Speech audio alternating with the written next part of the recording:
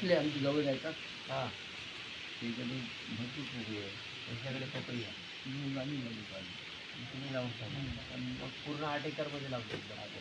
तर आधी काही मागच्या वर्षी अर्धा एकर आम्ही काही प्रयोग केला. माती वगैरे काही तपासली होती का आधी?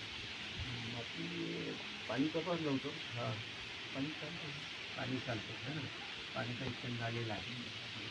आता कधी लागवड केली आहे तुम्ही? ते एक वर्ष होऊन गेली. 1 वर्ष. मागच्या वर्षाचा काय अनुभव राहिला?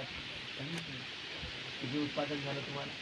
पण त्याची पाणी माझे म्हणजे याचं माहीत असेल तर पैसे थोडा तुम्ही पण उत्पादन क्विंटलमध्ये ते पाणी करता क्विंटल झालं बघा. आपण ते काय विक्री एवढं झालं ते काय डायरेक्ट गाड्या म्हणून ते अच्छा तुम्ही धोक्यात दिलं होतं नाही हा व्यापाऱ्याला ना डायरेक्ट किंवा याला काय एकर दिलं होतं ते किलोच राहते.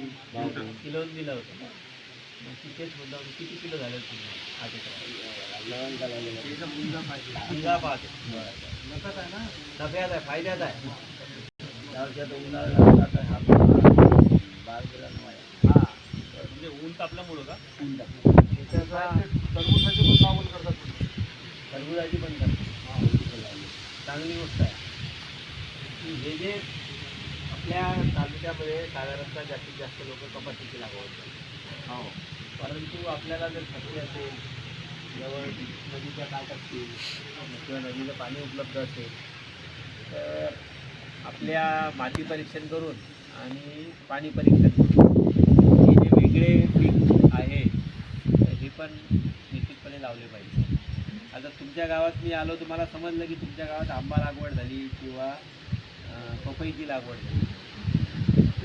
मागे आपल्या याला कुलाबादला जे आहे वसंतराव नाईक पण आले होते.